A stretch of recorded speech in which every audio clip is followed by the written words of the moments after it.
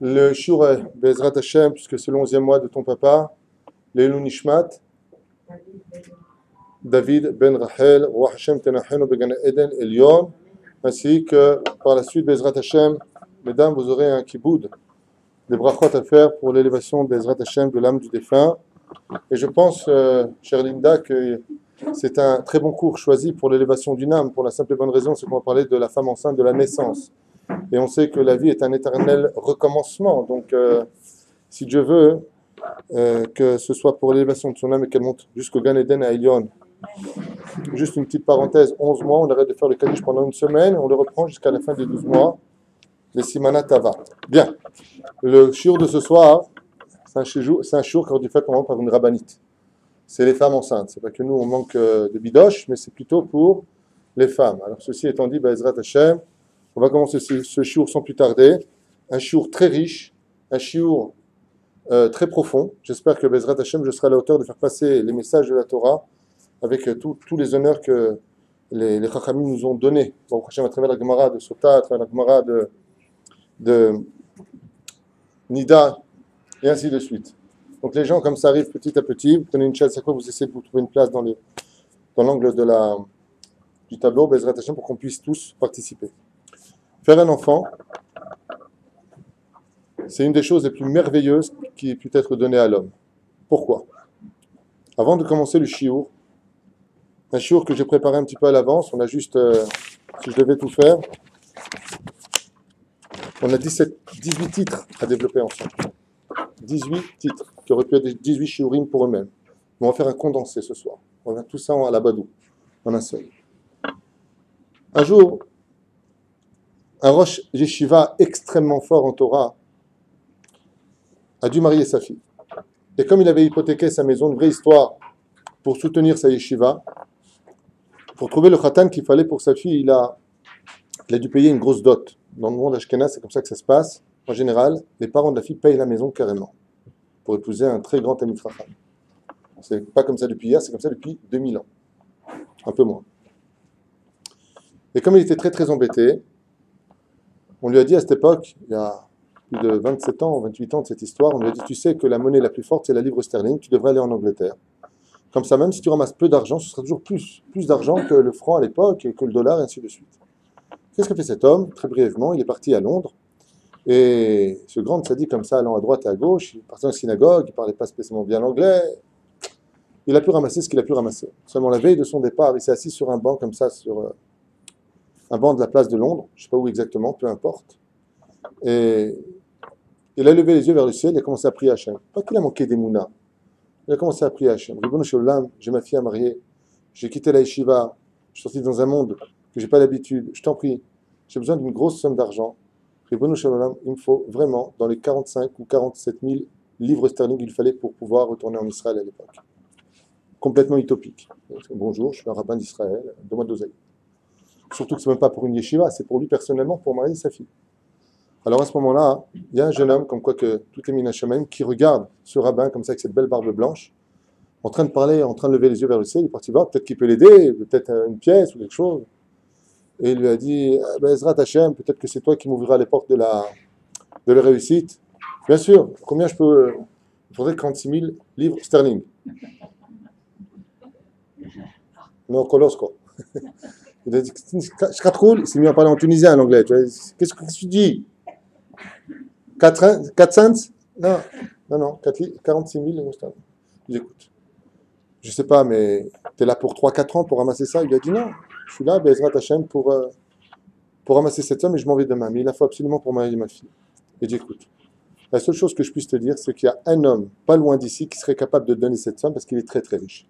Tu n'as rien à perdre. S'il est bien luné ou il est mal luné, c'est toi et ton mazal. Qu'est-ce qu'a fait cet homme-là? Il monte comme ça en haut de la tour que lui a indiqué le jeune homme. Et une fois qu'il arrive devant un magnifique bureau, des secrétaires à droite, à gauche, Dieu, comme ça, il vient.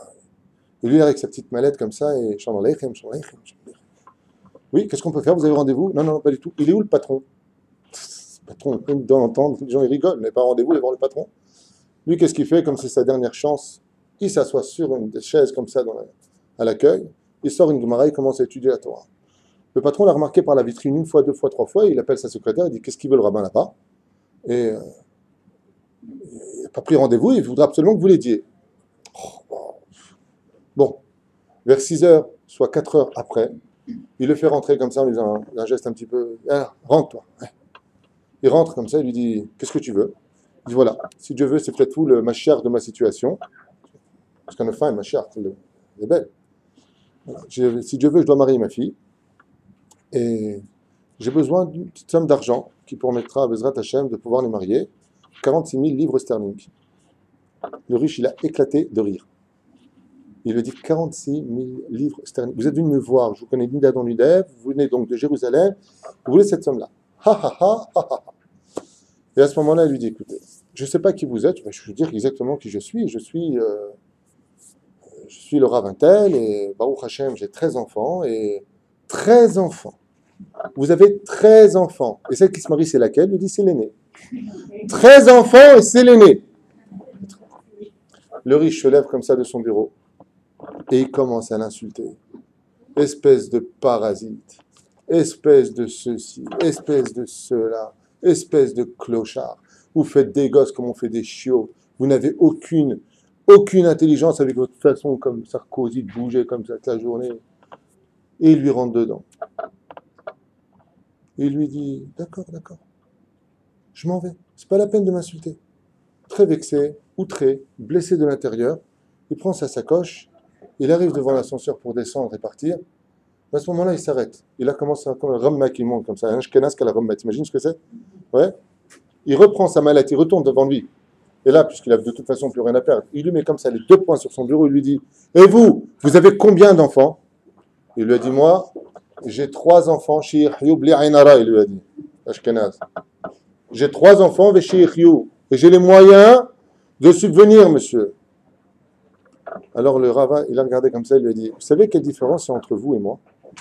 Il lui a dit non, c'est quoi la différence? Je voudrais savoir, c'est quoi la différence? Il lui a dit il est marqué dans le Talmud pour avoir un enfant, il faut 3 associés. Hachem, papa, maman. Il lui a dit moi, je suis peut-être un petit clochard sans sechel, mais en tout cas, mes 13 enfants prouvent que j'étais 13 fois l'associé de Dieu. Et toi, avec ton immeuble et ton oseille, tu as été 3 fois l'associé de Dieu. Alors quand tu parles à quelqu'un qui a été capable d'être associé avec le roi des rois, tu baisses de ton, et l'autre il regarde comme ça. Il arrive à l'ascenseur, oui, c'est bien. Combien tu dis qu'il te fallait? 46 000. Une vraie histoire. Sur un chèque, 46 000 livres sterling, à l'époque. Il lui donne le chèque. Il leur a accompagné tout bien ce que je veux dire, toi. C'est hors de question qu'un mec comme toi soit plus associé avec Dieu que moi. Pour tous les autres, tu viens me voir. Pour tous les autres, tu viens me voir. C'est la magnificence. C'est la magnificence d'apporter un enfant. On n'a jamais vu une chose pareille. Dans la mitzvah de Piria Verivia, d'enfanter et d'engendrer un enfant, on est associé avec Akadosh Baruch Hu. Dans la création du monde, Dieu qui a créé le premier homme tout seul, nous a fait un cadeau extraordinaire, celle d'associer ce qu'il est, ce qu'il met en pratique, en l'honneur du Khatan et de la Kala quand ils font un enfant. Et cette chose-là, Bezrat Hashem, on le sait, mais il faut le vivre. On n'est pas dans la chambre de la conception de quand on vient pour faire un enfant. La Shrina descend. C'est pour cela que la chambre s'appelle dans la Kabbalah le Kodesh HaKodashim. L'endroit de la procréation s'appelle dans la Torah et dans le judaïsme le Kodesh HaKodashim. Grave erreur d'éducation qu'on permette à nos enfants de rentrer librement dans la chambre des parents. Rien qu'à mon époque, et pourtant grâce à Dieu, je suis jeune, 23 ans. Jamais on rentrait comme ça dans la chambre. On tape à la porte des parents. C'est le Kodesh HaKodashim. On ne se jette pas comme ça sur le lit de ses parents. C'est un endroit qui est kadosh. Ad Kedekar que la Gemara nous dit, si un homme s'allonge sur le lit du couple, du côté de la femme, c'est comme si qu'il avait été avec. Il était avec, s'allonger sur le côté de la femme, là où dort la femme. La Gemara nous dit qu'il shachavita, c'est comme si qu'il a dormi avec elle. L'endroit de cette union réunie, comme le Kohen, pour Kippour, une fois par an, c'était capable de faire le Kohen, de faire descendre la Shrina, pour unir le peuple d'Israël dans un zivoug entre la Shrina et le peuple d'Israël, une fois par an. C'est ce qu'est capable de faire un couple chez eux, à la maison, quand ils se rencontrent. Et pas une fois par an, j'espère pour eux. At Kedekar, pour vous donner juste un petit peu de goût de ce que veut dire avoir un enfant. Pour nous faire comprendre un petit peu ce que veut dire avoir un enfant. Alors bien sûr, quand on a un enfant, on a 3 associés avant de lire le Zohar et de rentrer dans certains détails du Zohar. Si on est 3 associés, qui donne quoi et quoi donne qui? Ça ne veut rien dire ce que je viens de dire, mais c'est pas grave, vous avez compris. Le père, lui, donne tout ce qui est blanc. Le chèque en blanc. Les os sont blancs. Il donne les tendons, les ligaments, les ongles, le cerveau et le blanc de l'œil. C'est ce que donne le père. Voyons ce que donne la mère. C'est elle qui donne la chair, la peau, les cheveux et le noir dans les yeux. Elle donne ça. Elle donne tout ce qui est rouge, en d'autres termes. Le sang, tout ce qui va dedans. Qu'est-ce que donne Dieu? Akadosh Baruch Hu, il donne le Ruach, la Neshama, la beauté, la vue, l'ouïe. Parce que nous, on donne que des socles d'histoire, c'est-à-dire que des matières d'atterrissage. Tu as des yeux, mais il y a des gens qui ont des yeux qui sont aveugles. C'est Dieu qui donne la vue. Pokeach Ivrim, c'est Dieu qui ouvre les yeux. Qui donne l'entendement à l'homme. Tu peux avoir des oreillettes sourdes. Ça, c'est ce que donne le père et la mère. Aval Dieu, comme ça nous dit la Gemara. Qu'est-ce qu'il donne? Lui, il donne aussi la parole. Les parents ont donné la langue et les lèvres, mais Akadosh Baruch Hu lui donne la parole, ça lui appartient. Il donne aussi la démarche de l'homme. On peut naître avec des jambes, mais ne pas pouvoir les utiliser. L'intelligence, je crois que c'était moi. Le mazal, bien entendu, de la personne, et reprend tout cela quand il le décide à son niveau à lui, c'est-à-dire selon ses comptes, selon ses réincarnations, selon ses plans divins. Dieu ne prend rien de ce qui ne lui appartient pas. Ce que tu as donné, toi, le papa et la maman, prenez-le. Je ne veux pas du corps de l'enfant, mais ce que moi j'ai donné, j'ai le droit de le reprendre. Donc son intelligence, le fait qu'il voit, le fait qu'il entende, tout ça, c'est à moi, c'est moi qui les donne, c'est pas vous. Donc Akadosh Baruch Hu, comme ça finit la Gemara, et reprend à la fin de la vie de l'homme ce qu'il lui a donné, ne touchant rien de ce qui ne lui appartient pas. Je n'ai pas un voleur, même si tout lui appartient, absolument tout. Comme ça nous répond en fin de compte cette Gemara. Alors qu'est-ce qu'un enfant? Et comment apporterons Bezrat Hashem cette extraordinaire expérience qui est cachée pendant 9 mois dans notre ventre et de qui plus est cachée bien avant que l'on se rencontre. C'est-à-dire qu'avant qu'un couple se rencontre, on sait déjà à l'avance, Bezrat Hashem, qui sera cet enfant. Alors, moi j'aime bien un petit peu rentrer dans le phonique des, vous savez, des lettres, ainsi de suite. On a ce qu'on appelle, dans la paracha de Tazria, qui est la paracha de cette semaine, Metzora, on a ce qu'on appelle, j'espère que vous verrez, besoin d'un zachar, c'est mieux. Zachar, en hébreu, veut dire masculin. On a besoin d'un homme. Le mot zachar, comme vous pouvez le constater, fait la gematria de 227, qui correspond aussi à la gematria du mot Beracha. Comme le dit le Zohar Kadosh, quand un enfant vient au monde, les anges dansent. Et quand c'est une fille, les anges pleurent. Pourquoi? Vous allez comprendre. Je m'adresse à des femmes, je vous demanderai de déposer vos pierres.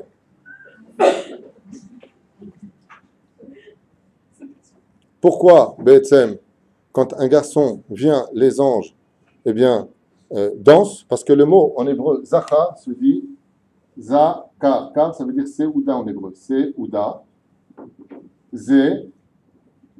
Seouda. Qu'est-ce qu'apporte un garçon? La seouda. Celui qui fait les brachot dans le monde, le rabbin. C'est pas une femme qui fait les kiddushin, c'est pas une femme qui fait la brit milah, c'est pas... Le garçon appelle tout Baruch Ata Hashem. C'est toujours le garçon qui le fait. Donc de ce fait, comme le garçon amène tout le système de la cérémonie, tout le système des bénédictions dans ce monde, c'est lui qui amène toutes les séoudot. Car toute bonne mitzvah, tout bel événement qui a lieu, s'accompagne toujours d'une ce qu'on appelle une séoudat mitzvah du mot zachar, zekha, zekar qui veut dire séouda, gematria bracha. C'est lui qui amène ça. Deuxième explication, parce que la femme n'est pas assujettie à toutes les mitzvot de la Torah, car toutes les mitzvot qui sont en rapport avec le temps, donc en souvenir du temps, la femme en est quitte, car elle a d'autres obligations. Donc, étant donné que nous sommes Zachar Milshon Zecher, qui veut dire celui qui a l'obligation de se souvenir du temps de sa mitzvah, comme fixer un temps d'étude, mettre les téphilines, mitzvah tsuka, mitzvah lulav, et ainsi de suite, qui sont fixés par le temps. Le Zachar, qui vient du mot Zocher, n'oublie pas que toi, tu n'as pas le droit d'oublier le temps, ce qui est le cas de la femme, qui n'est pas assujettie au mitzvot assez chez Azman Grama, alors c'est pour cela que c'est une bracha, parce que si Chaz Veshalom, nous étions tous dans cette situation de ne pas pouvoir faire les mitzvot alors qu'il est frais, La reine, il y a ce qu'on appelle l'homme. Pour la femme, comment on appelle ça une femme? Rasra, Isha. Alors, la femme, Isha. Elle, par contre, elle a une gematria qui est très sympathique. Quand même. Gematria, donc, comment ça fait une femme en gematria? 306, comme la Peugeot. Isha, Shava, Shoshmod, Veshesh. Gematria, Dvash, des vaches. Pourquoi Dvash? Pourquoi le miel? Pour plusieurs raisons. Alpisod, il faut savoir que le miel est un 60e de la manne. La femme a en elle un 60e de la manne. Et alors, quel rapport? Le rapport est très simple. Vous vous rappelez de la faculté de la manne? Par exemple, si je prenais maintenant une boule au miel, c'est un peu la définition de la manne dans la Torah, et que je voulais manger un hamburger américain, yeah. D'accord? Je prenais cette même boule au miel, et avec l'intention que je voulais lui donner, elle se transformait en ce que je désirais. Ainsi donc, la femme à un 60e peut influencer sur son embryon, à l'image de 1/60e de la manne. Mais plus fort que cela encore, il y a un aliment sur Terre qui soit capable de rendre, et ça a été prouvé scientifiquement, tout ce que vous imiterez deviendra tôt ou tard ce qu'elle est. C'est le miel. Ça a été tenté aux États-Unis. Ils ont pris un clou en fer, ils l'ont mis dans un pot de miel, ils ont fermé le pot de miel. 10 ans plus tard, il n'y avait pas un soupçon de clou à l'intérieur. Le miel a la faculté de transformer tout ce que tu lui donnes en miel. C'est automatique. Vous pouvez demander à des scientifiques, c'est prouvé sur le domaine scientifique. Quel rapport avec la femme? C'est que la femme est capable de prendre une goutte puante, comme le dit la Gemara dans Maseret Avot, et d'en transformer ce que vous avez devant vous à la maison, c'est-à-dire des êtres humains. Elle est capable de prendre Tipa Serucha, Isha Gematria Dvash, et elle est capable, elle, d'en transformer un être humain splendide et magnifique. Zekoar Shela Isha. Elle est capable de prendre ce qu'il y a de plus berk et de le rendre ce qu'il y a de plus beau sur terre. Zaïnan Shela Isha. Bien entendu, vous savez que j'avais déjà fait cette parenthèse importante. En hébreu, quand on veut souhaiter un enfant à une personne, on lui dit Ben Zachar. Sur ce, il y a un problème avec le mot Ben Zachar. D'accord? Pourquoi il y a un problème? Parce que si j'écris ici le mot Ben Zachar, vous avez remarqué que le mot Ben Zachar, donc si j'écris maintenant au tableau Ben Zachar, ça veut dire quoi Ben? Fils, d'accord? Et ça veut dire quoi Zachar? Masculin. Ça s'appelle une redondance. C'est comme si tu dis je monte en haut, ou je descends en bas, ou femme de ménage, enfin peu importe. Ça s'appelle des redondances. C'est des synonymes. Pléonasme, exactement. Ben Zachar. Alors cette parenthèse est très importante parce qu'il faut quand même le retenir. Dans ce monde, c'est pas forcé que tu aies un enfant qui soit Zachar. Tu peux avoir un enfant qui soit Nekeva. De quoi est-ce que l'on parle? C'est très simple. Explique le roi Salomon. Chétiskel et Ben Zachar, que tu aies un fils qui soit Zachar veut dire que ton fils ne se comporte pas comme le chemin des femmes. Est-ce qu'une femme se lève pour aller à la prière le matin? Non. N'est pas un garçon qui soit pas Zachar. Est-ce qu'une femme, elle met les téphilines? Non. Si tu ne mets pas les téphilines, tu viens de simplement sectionner la notion du mot Zachar. Et ainsi de suite. Il ne faudrait pas que la seule différence qu'il y a entre le garçon et la fille soit le fait qu'il ait une brite et que la fille n'en ait pas. Chas v'shalom. Et là, on souhaite qu'en lui, comme on l'expliquait pour le mot Zachar de tout à l'heure, qui veut dire misvat assez de la Torah, les misvat positifs de la Torah, soit accompli dans le mot Zachar. Car le fait d'avoir un fils ne suffit pas pour le rendre garçon. Il faut le rendre Ben Zachar. Vous savez que le roi Salomon, le pauvre, s'est heurté à une situation ambiguë. Chaque fois qu'il a épousé une des 1000 femmes pour obtenir la bina, attention, quand on parle du roi Salomon, je fais une petite parenthèse, on parle d'un homme extrêmement kadosh, un homme dont la dimension dépasse de très très très loin la notion de kedusha, dont nous on pourrait plus ou moins comprendre ou adhérer. Le roi Salomon était un homme qui a construit le Beth Amikdash, qui a écrit le Kodesh HaKodashim, Shir HaShirim, Kohelet et bien d'autres livres. Faire très attention quand on parle de lui, il n'a pas épousé des femmes parce qu'il avait l'amour des femmes. il avait tellement d'intelligence qu'il devait rééquilibrer son intelligence avec la bina, c'est-à-dire l'intelligence, la distinction de l'intelligence se trouvant chez les femmes et pas n'importe lesquelles. Il faut que ce soit des princesses. Donc en épousant 1000 princesses, combien nous avons de binotes? 1000 binotes dans le monde. Il fallait qu'il épouse 1000 femmes, non pas pour aller avec, mais pour rééquilibrer. Car quand un homme est marié avec une femme, c'est mieux, eh bien, Bezrat Hashem, il rééquilibre son cerveau. C'est pour ça qu'on estime qu'un homme, quand il se marie, on lui pardonne ses fautes. Mais s'il avait l'intelligence de sa femme pour compléter ce qu'il était, il n'aurait jamais fauté. Donc on pardonne les fautes au jour de la choupa. Le roi Salomon, qu'est-ce qu'il fait? Il a épousé 1000 femmes. Et il avait un minag bizarre. Chaque fois qu'une des princesses devenait son épouse, il lui proposait un cadeau. Et le cadeau, c'était « Demande-moi ce que tu veux et tu l'obtiendras ». Quand il arrivait à la princesse d'Égypte, elle lui a dit « Je voudrais un château fait avec des os d'oiseaux. » Tout un château entier fait avec des os d'oiseaux. Des os d'oiseaux ou des oiseaux de chez vous qui se tiennent comme ça sur le mur. Non, non, non, des os. Alors qu'est-ce qu'il a fait? Il a apporté comme ça un oiseau qui s'appelle Ra, et il lui a dit voilà, je veux que tu parcours le monde et que tu me ramènes un maximum d'oiseaux pour qu'on puisse fabriquer ce château. On les tue tous, on va les dépecer, vous avez écrit pour nous, et on va faire des os d'oiseaux. Comme ça, on fait un château avec des os. Voilà qu'une année passe, et puis Ra revient. Ra, c'est le vautour en français.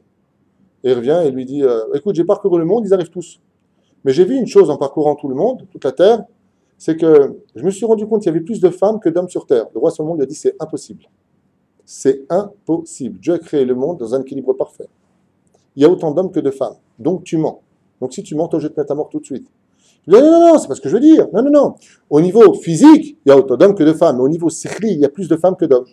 C'est vrai quoi ce que... Il y a un homme qui suit sa femme dans des bêtises pareilles, qui est prêt à tuer des millions d'oiseaux pour faire plaisir à madame, ça s'appelle une gonzesse. Ce qu'il lui a dit l'oiseau au roi Salomon. On va comprendre que Zachar, c'est ce qui fait la différence, c'est-à-dire que Zachar n'est autre que l'intelligence du Ben. On peut avoir un fils, mais ne se comporte pas comme un Zachar. De l'expression, Shetiske, les Ben, Zachar, que tu n'es pas seulement un fils, mais un fils qui se comporte comme un Zachar, c'est-à-dire qui se souviendra du temps de la Torah et des mitzvot.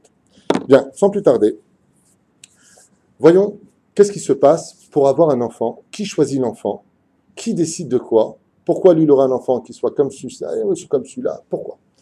Nous sommes dans le Zohar HaKadosh, dans la paracha justement de Ta'azriya, et je vous livre un petit peu ce qui se passe ici.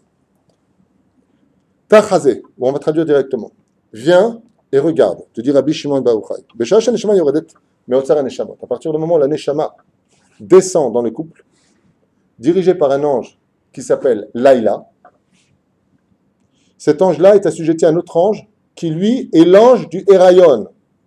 Le mot Héraïon vient nous enseigner que c'est la femme qui est enceinte, bien sûr. Cet ange qui est responsable du Héraïon n'est autre que l'ange Gabriel. Et pourquoi c'est l'ange Gabriel qui va lui apprendre la Torah à l'intérieur, comme on va le voir tout à l'heure? Parce que Gabriel est l'ange de la Mida positif. C'est pour ça que dans le mot Gabriel, il y a le mot Gever de Dieu. Ça veut dire quoi Gever de Dieu?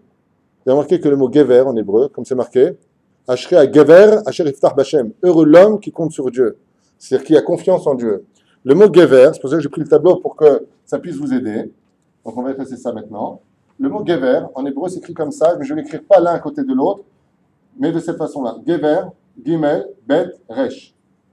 Gomel, Chesed, Ba-I-Sha-Nim, et Rah-Ma-Nim. Qu'est-ce que c'est Gever? C'est celui qui est capable de faire du bien, qui a de la honte en lui et qui est capable d'avoir de la pitié pour les autres. L'ange Gabriel est le responsable des Héraïon, c'est-à-dire des femmes enceintes, pour la simple et bonne raison, c'est que comme il descend, comme on le verra tout à l'heure, pendant 9 mois surveiller l'embryon, afin qu'il grandisse protégé de certaines mauvaises influences extérieures, comme on le verra dans la suite, Bezrat Hashem du Shiur, pourquoi dans l'eau et pourquoi attaché et pourquoi cela. Alors Bezrat Hashem, il en même temps apprend ces vertus-là à cet enfant qui va sortir dans un monde où le Yetzer Hara l'attendra dès qu'il sortira du ventre de sa mère, chez Nehemar, Yetzer Hara la pétar rovetz. Seulement voilà.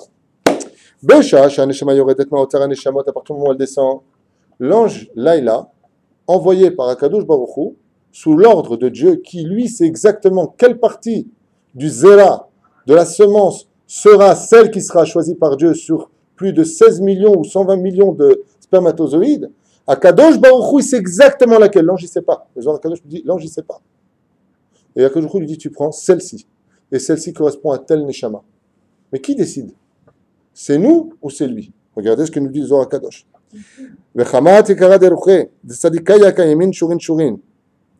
Comme il dit là-bas, avant de l'emmener maintenant cette Neshama, le Zohar Kadosh nous livre quelque chose d'incroyable.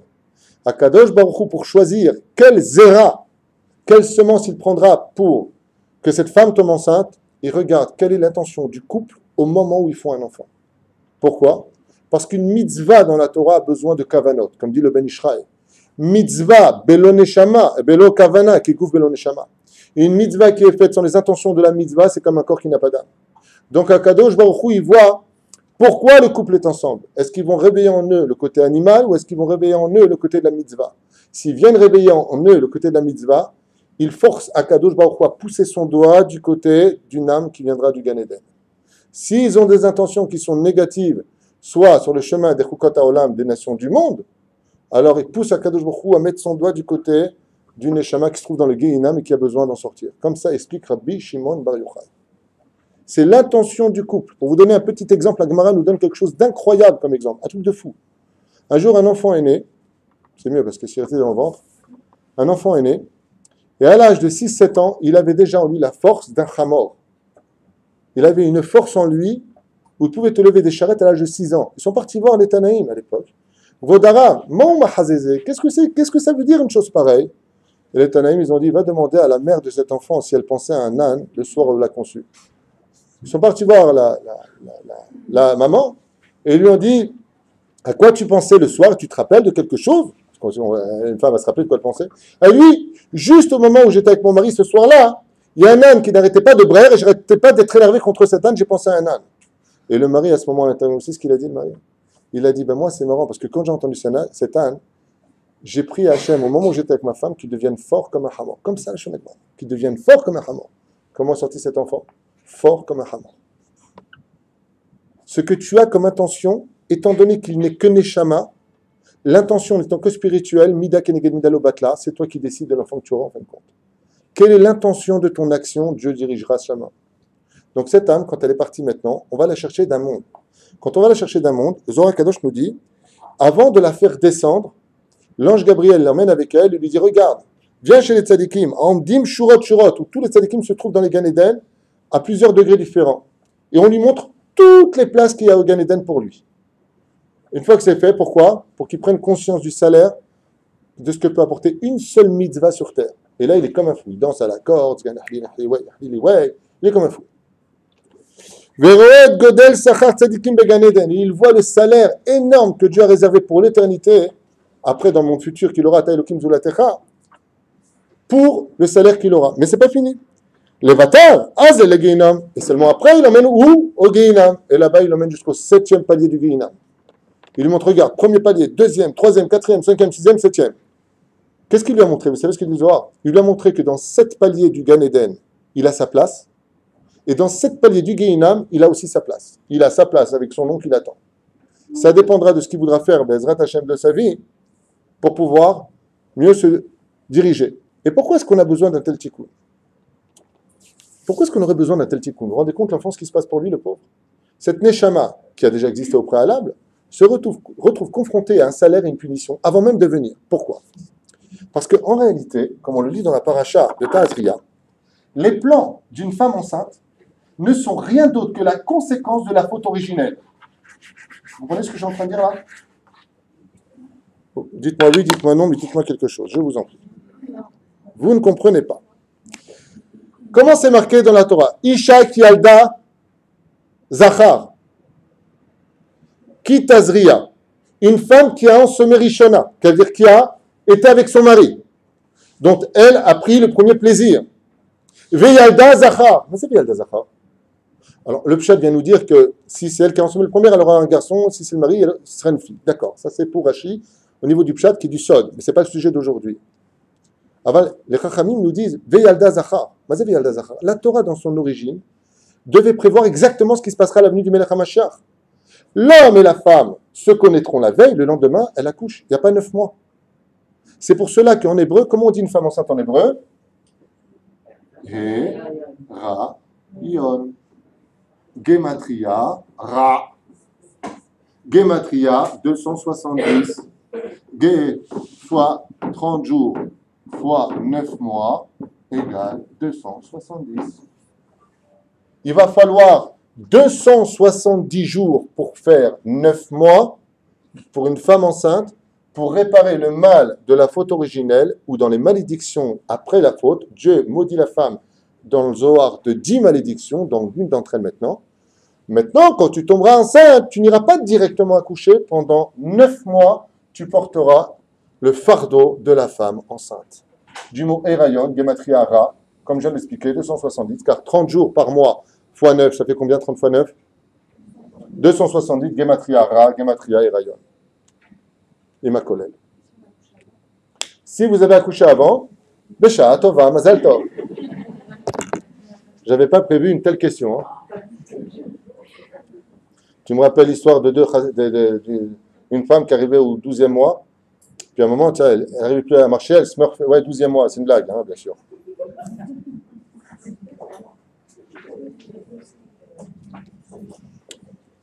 Elle va voir le Rav comme ça, il dit, Rav, regardez, j'en peux plus, je suis au 12e mois, comme ça, vous pouvez m'expliquer ce qui se passe? Le Rav lui a dit, ben oui, c'est normal, vous avez 2 enfants dans le ventre. Ah, ben ça, je le savais, oui, mais c'est 2 chassidim. Il dit, alors, ben, il dit à l'autre, Bechavod, non, Bechavod. Ça ne pas perdre le temps. S'il sort plus tôt, c'est selon son mazal, Dieu sait ce qu'il fait. Donc pourquoi maintenant on a besoin de ce tikkun? Parce qu'en réalité, la venue au monde d'un enfant après 9 mois, c'est une réparation du Héraïon. Car la femme ne devait pas du tout enfanter après 9 mois, elle devait enfanter directement. Alors arrêtez si vous avez froid, vous avez froid? Shelo Asani Isha.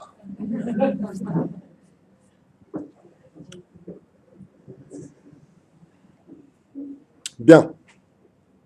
Et c'est ce qui a marqué ici. Je vais quitter le Zohar pour entrer dans Ezrat Hashem, dans cette notion de ce qu'on appelle le Ma'avar. C'est pour ça qu'un enfant, en hébreu, quand il est embryon, comment on appelle un embryon en hébreu?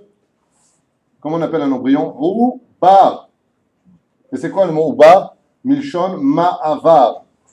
C'est qu'un enfant qui ne fait que passer dans un système de rééducation comme un Ma'avar. La femme devient le couloir d'une réparation avec les aigreurs que ça comprend, avec tout le tralouid et tout le système qu'une femme a l'habitude, Baruch Hashem, de pouvoir connaître pendant ces 9 mois. Bien, alors on avance doucement, mais sûrement. Cet enfant, une fois qu'il est, Baruch Hashem, dans le ventre de sa maman, donc ce zéra qui a été choisi, va rencontrer l'ovule. Donc l'ovule rencontre le zéra, salut, ça va, toi ça va, alors t'habites chez ta mère, t'es né à quel âge? Je sais pas ce qu'ils font à l'intérieur du ventre, quoi qu'il advienne, c'est le premier qui arrive sur une course difficile à pénétrer l'ovule se trouvant chez la maman, et d'un coup, va se passer un événement bizarre. Ça va se diviser en 2, puis en 4, et arriver jusqu'à 64. Et au chiffre 64, il va se passer quelque chose de bizarroïde, encore plus bizarre que bizarre, c'est que ça va devenir mythe caché. Mazé mythe caché, c'est-à-dire que cet ovule qui a maintenant fécondé devient extrêmement dur et va créer quelque chose de très mignon. Je vais vous faire au tableau, même si je ne sais pas dessiner, c'est pas grave, qu'on appelle un oubar, d'accord? C'est-à-dire un fœtus, hein, une petite cacahuète, comme le disent les Chachamim, et non pas au XXe siècle où ça a été découvert, mais dans la Gemara, où au 40e jour se crée enfin, le 40e jour, se crée la première petite cacahuète à l'intérieur du ventre de la maman. J'ai nommé l'occiput. Ce tout petit os-là, relié au cerveau, ce qui fait qu'après 40 jours seulement, grâce à des rayons et des pulsions qu'on a pu obtenir sur l'électricité que dégage le cerveau, découverte au XXe siècle, qui est marquée dans le Talmud, hein, il y a plus de 1800 ans en arrière, va se créer ce tout petit machin de rien du tout, d'accord? Et de là va se composer la colonne vertébrale, petit à petit, comme ça, bizarre, avec un truc, un mutant bizarre, là, qui va commencer à grandir, comme ça, d'accord? Très bizarre, très bizarre ce truc, avec le cerveau ici, voilà, il est très intelligent, c'est Einstein, ouais, très bizarre, comme ça, avec bien entendu ces petites papates, et puis après ça se divise, c'est mieux, hein, parce que s'il reste comme ça, c'est pas bon. Ezrat Hashem, une espèce de cacahuète bizarre comme ça, et ça c'est au 4e mois. C'est pour ça qu'avant, au 4e mois, 40e jour, commence enfin à se créer la première matière dans l'enfant qu'on pourra déceler avec un ultrason, qui vient de l'électricité du cerveau, parce que le cerveau est la première chose qui se crée chez l'enfant, qui démarre d'en haut.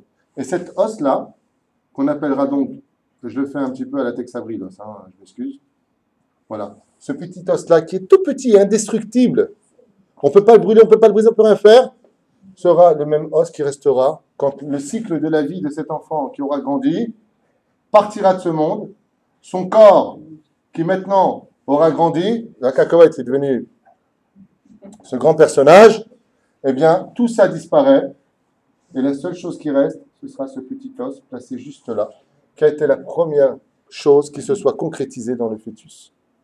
La vie est un cercle dans lequel on rentre et on sort et on repasse par ce même système.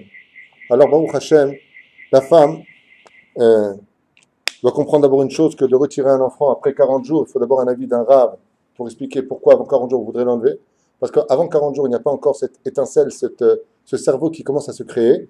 Après 40 jours, c'est un meurtre de retirer un enfant, sauf dans un cas de din rodef, c'est-à-dire dans le cas où, malheureusement, l'enfant met la mère en danger. Dans ce cas-là, il faut aller voir un posek halakha, moré ora, pour voir qu'est-ce qu'on devra faire pour une chose pareille. Bien.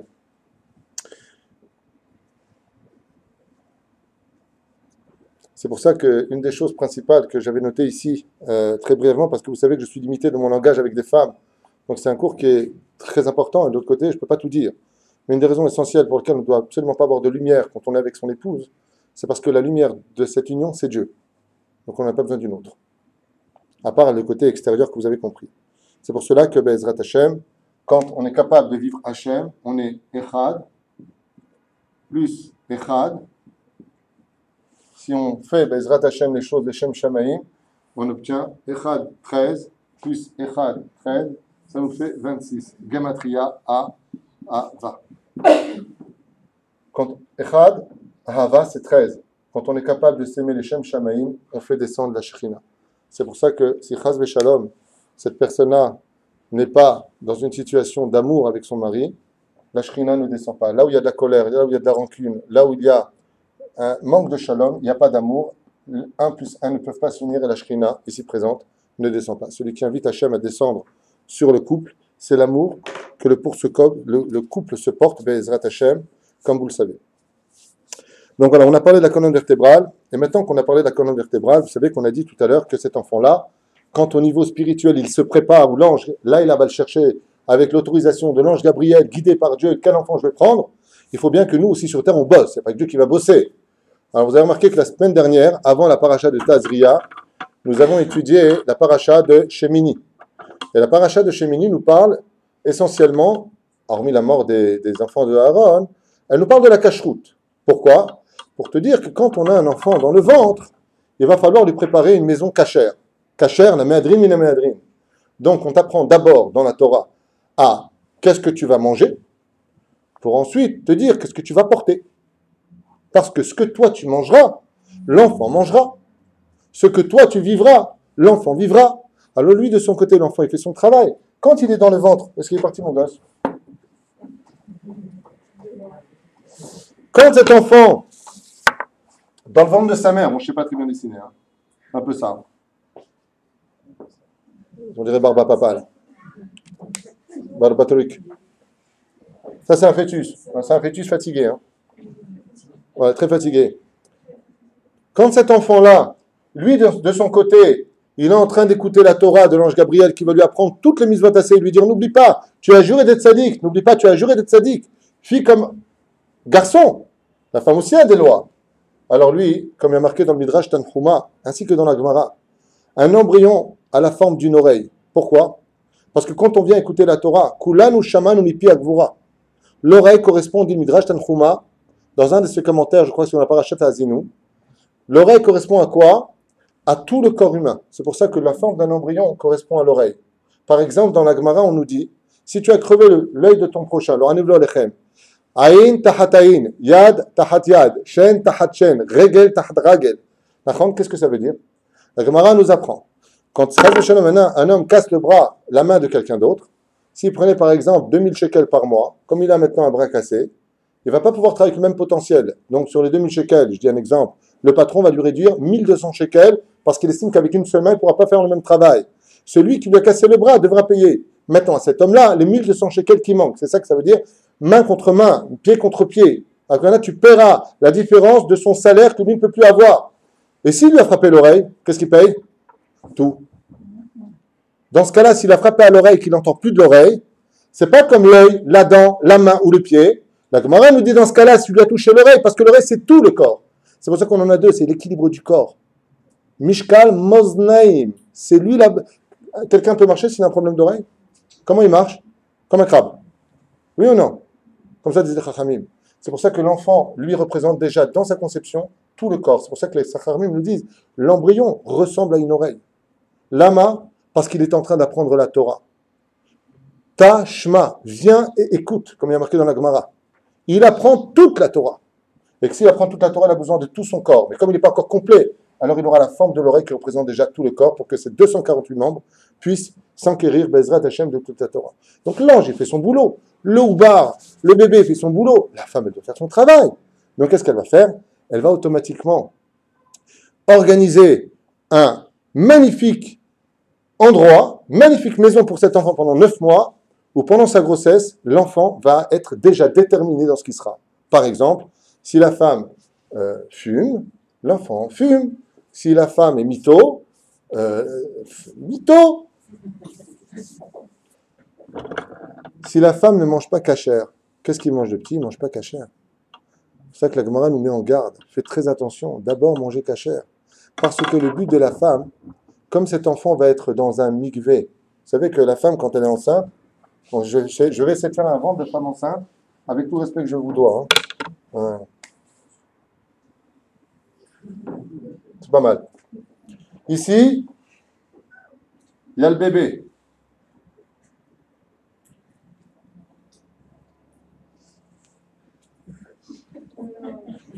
Et le bébé, il est là. Il est attaché avec un fil de sa mère. Je sais pas où il va.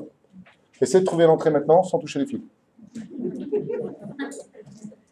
Hein? Il est là le bébé. Il est mignon. Para Alav. Il est mignon. Seulement le problème qu'il y a, c'est que sa mère en haut, on n'a pas assez de place pour faire la bouche de la mère. Hein? Si elle fume, qui fume? Si elle ne mange pas cachère, il ne mange pas cachère, mais lui, il est où maintenant le bébé? Il est dans l'eau. Vous savez pourquoi il est dans l'eau? Parce qu'il est dans un mikvé. Vous n'avez pas compris une chose essentielle. Si le père n'est pas juif et que la mère est juive, il est quoi lui? Et pourquoi il est juif? Parce qu'il est dans le mikvé. Qu'est-ce qu'on fait d'un converti? On le met au mikvé pour qu'il sorte ensuite cachère. Bon là, on ne peut pas lui faire la brit mila, Jacques il est tout petit. Oui? Donc là, qu'est-ce qui se passe? Elle est déjà dans le mikvé. Donc il faut lui faire cette structure où le mikvé va être cachère. Vous avez compris pourquoi? Bien entendu, je dis, c'est n'importe quoi ton truc. Moi j'aurais été dans le Tzibour, une femme là maintenant, j'aurais dit, please, et la non-juive, elle n'a pas de l'eau. C'est ce que je viens de vous dire. Il y a des mikvés qui sont cachères, il y en a d'autres qui ne sont pas cachères. Vous pourrez demander dans les chot mikvaot. Tu peux tout avoir un mikvé qui n'a pas la mesure nécessaire, ni la spiritualité nécessaire qu'il faut. La femme, c'est ce que je vous dis, doit préparer son mikvé pour que cet enfant, lui, soit cachère. Ce qui fait qu'on peut tout à fait avoir, et là je vais vous choquer, c'est du Zohar, je m'en excuse ouvertement, mais on peut tout à fait avoir un juif, ouais, en tant que matière, et un Erev Rav en tant que Neshama. C'est un enseignement du Tikkun HaZohar. T'as pas compris. Ça veut dire que ce qui fait d'un juif un juif, c'est sa mère. Parce qu'il vient, bon, les sages nous disent, parce qu'on sait que la mère c'est sûr, le père on ne sait pas, hein, c'est d'air. Au niveau du sod de la Torah, parce que la mère est un mikvé. Mais si la mère elle ne mange pas cachère et qu'elle mange du porc, elle a donc entaché ce mikvé-là. De ce fait, malgré tout, quand même, les chachamim ont dit, comme c'est la mère qui engendre, il est juif, on peut obtenir un enfant dont là, physiquement, il est juif, mais sa neshama n'est pas juive. Ça s'appelle Erev Rav. C'est une neshama en position difficile dans les cieux, un ennemi du peuple d'Israël. Et comment tu vas savoir si cette âme est juive ou pas? C'est ce que je vous ai dit tout à l'heure. La Gemara nous dit, comment tu peux savoir si un juif est juif? Il n'y a pas marqué, va voir qui est sa mère. Il y a marqué, est-ce qu'il est Gever, Gomer Chesed, Baïchanim et Rachmanim. S'il n'a pas ça, c'est que c'est un Erev Rav. Dans un corps de juif. D'où l'expression que le pire ennemi du juif, c'est le juif. Pas le vrai juif. Il y a le juif d'extériorité et le juif d'intériorité. Autre exemple, un juif qui prend sa voiture pendant Shabbat, devant tout le monde. en pleine ville. Il est juif parce que sa mère est juive. Est-ce qu'on a le droit de compter dans un minyan? Non. On peut le faire monter à la Torah? Non. Et comment la Torah l'appelle elle-même, le Shulchan Aruch, comment il l'appelle? Goy Gamour. Un 100% Goy. Alors je ne comprends pas. Ce même Shulchan Aruch nous dit de lui qu'il est juif parce que sa mère est juive. Mais maintenant, on nous dit qu'il est Goy Gamour. Bien entendu, pour lui sauver la vie. Parce que si on le considérait comme juif, ce serait Chayav Mita, ce serait mis à mort. C'est un sujet pour lui-même. Mais ce qu'il faut comprendre, c'est pas parce que tu es né juif que c'est acquis en tant que juif. Il faut te travailler dans tes mitzvot pour rester au niveau de juif. Vous comprenez ce que je veux dire? Juif, c'est un cadeau de Dieu. D'être juif, c'est un cadeau tellement grand que si on en était conscient, on devrait danser toute la journée. Mais est-ce que tu t'es comporté comme un juif? Si ce n'est pas le cas, on ne t'envoie pas là où il y a les juifs. C'est pour ça que le Zohar nous dit Avraham Avinu se tient à l'entrée du Gehinam. Et chaque fois qu'un juif est condamné à rentrer au Gehinam, Avraham dit non. Lui, c'est mon fils, il ne va pas au Gehinam, je le protège. Il peut monter le Gan Eden. Mais des fois, Avraham Avinu ne voit pas que c'est un juif. Pourquoi? Parce que tu n'es pas comporté comme un juif sur terre. Il ne voit pas que tu es juif. Tu as perdu ton Shabbat, tu n'as pas ta carte d'identité, il ne voit pas que tu es juif. Tu as couché avec toute ta vie des non-juifs et ainsi de suite, tu as fait des bêtises, il ne voit pas que tu es juif. Puisque tu as entaché, tu as mis des clipotes. Ce qui fait que, si par exemple, un homme rentre maintenant avec un drap très noir sur lui, il vient devant Avraham Avinu, il dit enlève, non, je ne veux pas, comme en France avec ce qui se passe avec le tchador là. Ouais, carte d'identité, tu sais pas si c'est un mec ou une femme dessous. D'accord? Il peut faire ce qu'il veut maintenant, on ne voit pas leur visage. Ben, c'est exactement pareil. Pour rester juif, il va falloir aussi travailler l'âme du juif. Réveiller cette âme. C'est pour ça qu'un juif qui est né d'une mère juive est toujours récupérable. Il y a toujours un fil que tu vas tirer qui va redonner toute la lumière à cette neshama. Quoi qu'il advienne, cet enfant qui est ici, lui vit dans un mikvé. Il y a une très belle explication. Il dit pourquoi Dieu il a fait en sorte que l'enfant grandisse dans de l'eau. Quel est l'animal qui est anti-Ainara sur terre? Le poisson. Et il vit où? Caché dans l'eau. Lui il voit, mais on ne peut le voir. On dit que l'enfant, il a la forme aussi d'un poisson à l'intérieur du ventre. Et il vit dans l'eau. Bizarrement. Pourquoi? Pour le protéger de l'Ainara. Parce que tout dans ce monde, tout ce qui est maladie, dit Rav Yosef dans la Gemara, tous les dégâts de ce monde viennent de l'Ainara. Donc il est caché dans l'eau pour pouvoir se développer. L'opachot, vélo yeter. C'est une autre explication qui nous a été donnée. Donc l'importance, Bezrat Hashem, de comprendre qu'une femme se doit de manger strictement cachère, parce que Dieu fait un miracle incommensurable. L'enfant ne voit pas, l'enfant ne respire pas, l'enfant n'ouvre pas sa bouche, Chasvé Shalom, parce qu'il pourrait se noyer. Ouais. L'enfant ne fait pas ses excréments ni ses urines dans le ventre de sa mère, sinon on l'appellerait ici WC. D'accord? Heureusement. Parce que tout ce que mange l'enfant, c'est comme de la manne. La seule nourriture qu'on ait vue sur terre, que tu consommais, qui ne sortait plus de toi, il y en a eu deux. Celle de l'embryon dans le ventre de sa maman et la manne que Dieu nous a donnée dans le désert. Cette magnificence que Dieu, Baruch Hashem, il ferme la vie de l'enfant. Et il n'est nourri que par le nombril. Le nombril qui est le centre de l'enfant. Pour bien faire comprendre que l'équilibre de l'enfant maintenant va dépendre de qui? De sa maman. Alors je vous avais noté ici quelques petites ségoulottes, Bezrat Hashem, pour l'enfant. À savoir, Bezrat Hashem, comment faire grandir son enfant dans un mikvé qui soit purifié à travers, d'abord et avant tout, la nourriture.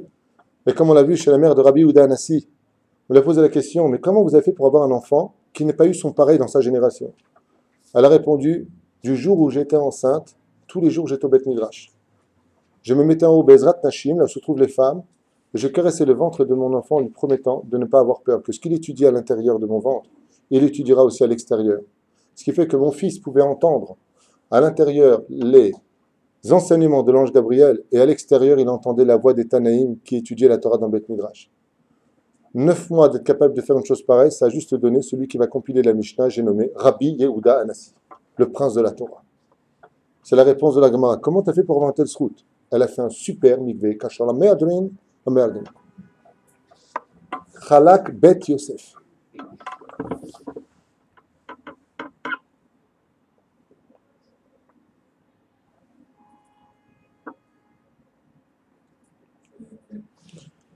Les choses principales que doivent manger une femme, Bezrat Hashem, vous savez qu'il y a des choses qu'il ne faut pas manger, comme la pastèque, comme comment c'est marqué là-bas, les oignons.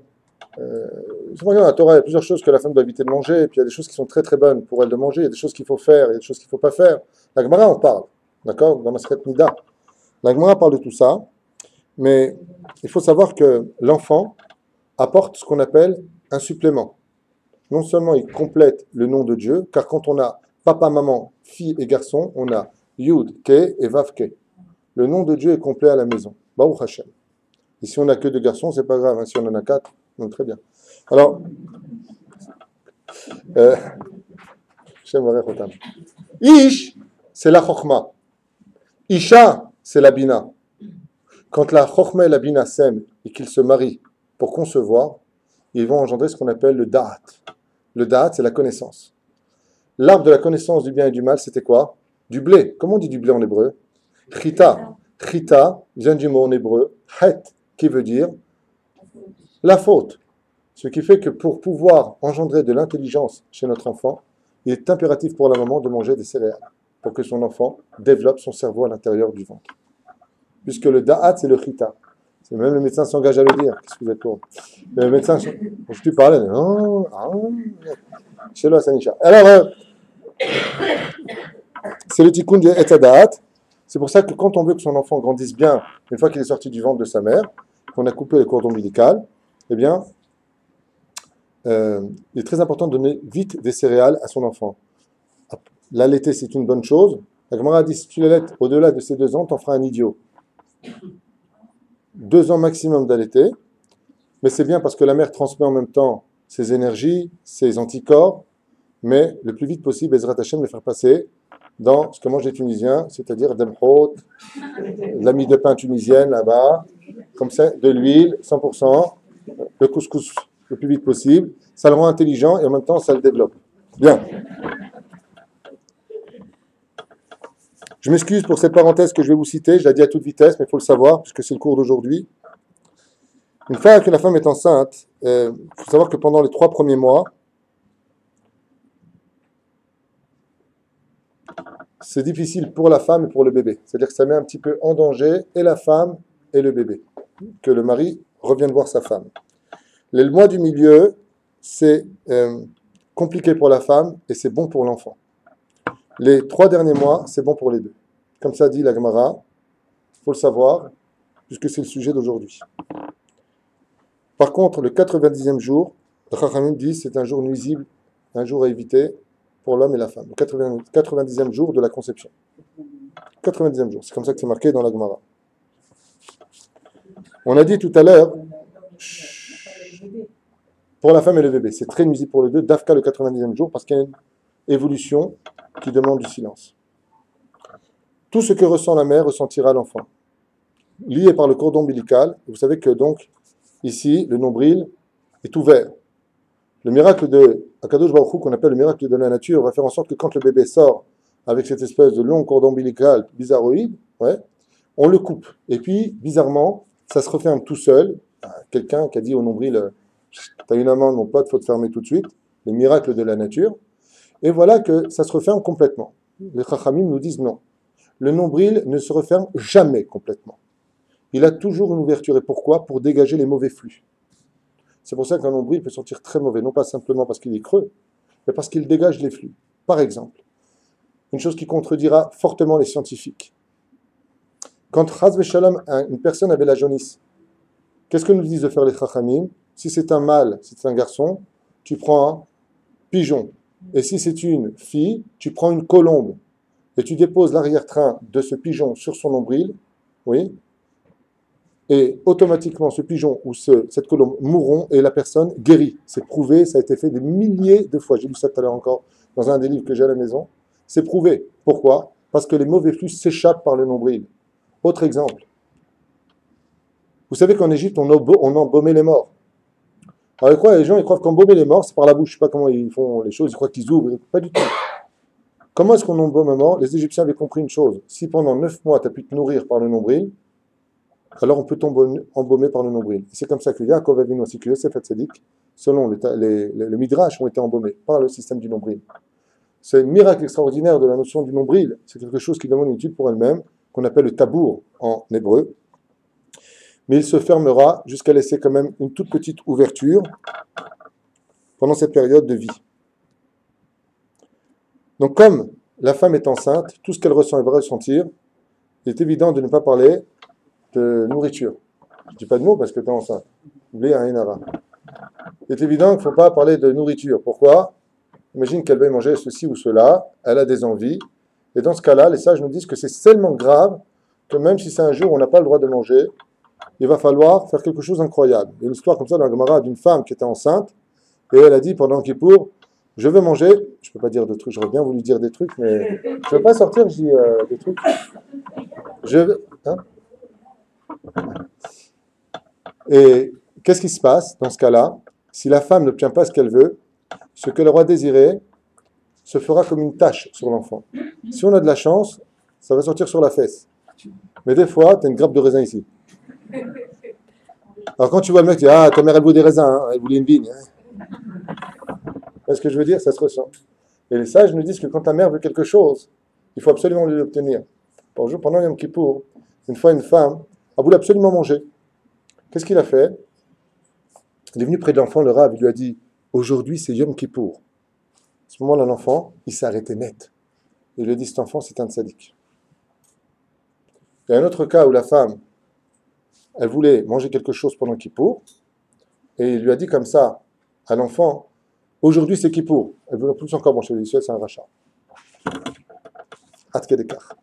Alors, ce que ressent la femme, ressent le bébé. Monsieur, j'ai une mauvaise nouvelle à vous annoncer.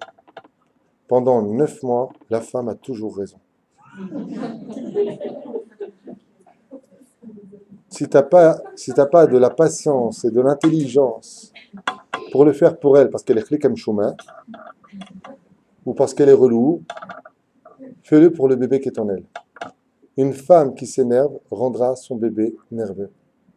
Une femme contrariée contrarie le fœtus qui est en elle. Une femme qui se met à pleurer fera un enfant triste. Ce n'est pas une blague, ce n'est pas une métaphore, ce n'est pas une image. C'est très important de le savoir. Ce que veut manger la femme, c'est ce que désire l'enfant. Il y a une union où vous devrez comprendre une chose essentielle. C'est qu'en réalité, quand une femme est enceinte, elle n'a rien d'autre qu'un membre supplémentaire en elle, car l'enfant fait partie d'elle. C'est pour ça qu'une maman est plus proche en général de son enfant. Elle l'a porté pendant 9 mois, mais quand elle l'enlève d'elle, c'est une partie d'elle qui s'en va. C'est pour ça que tout ce qu'est l'enfant, c'est ce qu'est la mère. D'où l'importance de bien traiter cette femme-là. Tu notes, hein, par exemple, au 3e mois, elle te casse les pieds. Oui, chérie, pas de problème, prends ta plume. Telle heure, tel jour, tel machin. Elle a accouché, tu vas la voir à l'hôpital et tu l'as fini à la hache. Mais quand elle est enceinte, je plaisante, bien entendu. Je ne veux pas mettre de l'autre côté. T'as entendu ce qu'elle dit, Rav Tutou, là? Ah, je vais te déchirer. Non. Quand une femme est enceinte, je lui dis à tous les maris, j'ai un problème de shlom bayit avec ma femme. D'accord, mais qu'est-ce qui se passe? En plus, elle est enceinte. Dégage. Elle a raison. Elle veut que je reprenne à la maison. Repars à la maison. Elle veut que j'aille dormir dans le salon. Va dormir dans le salon. Mais je suis un mec, moi, vas-y, va. Elle te fait un bébé, ça vaut le coup. Il n'y a pas comme la vie. Une femme enceinte, si elle est contrariée, peut perdre l'enfant. Une femme enceinte, Ras Shalom, peut donner les trous notes à son enfant. Si elle chante la vie, Baruch Hashem, écoute des musiques de Kodesh, l'enfant vit dans une ambiance où il est heureux. S'il y a des musiques roll à l'extérieur, l'enfant à l'intérieur, il n'est pas heureux. Faites très attention d'arrêter de se vivre cet égocentrisme et ce côté ignorant de nous-mêmes en disant « ça va, le mal partout ». Non, non, fais attention. L'enfant ne t'appartient pas qu'à toi. Vous êtes 3 associés. Dans une affaire, tu fais ce que tu veux quand tu as 3 associés. Dieu t'a dit dans Shulchan Aruch tout ce qu'il déteste. Ce qu'il déteste, comme il y a marqué dans Masechet Brachot, Bedafret Amud Aleph.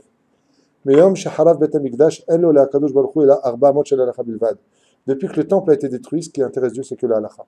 Les 4 points cardinaux de la halakha. Fais attention, si Dieu te fait ce cadeau-là, de ne pas le gâcher. Donne un bel avenir à cet enfant. Donne une belle éducation à cet enfant. Donne, Baruch Hashem, de bonnes midotes à cet enfant. C'est toi qui peux le faire. Mais le mari doit aider sa femme pendant cette période. De ne pas la fâcher, de ne pas la contrarier, de ne pas l'énerver, de ne pas lui faire de mal, de ne pas la mettre en colère, de ne pas et de ne pas. C'est très dur, on se demande qui est enceinte. Alors,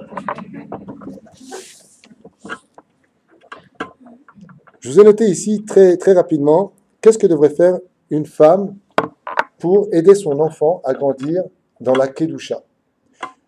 Première chose, je vous ai noté ici, voir que des choses positives, rien de dramatique.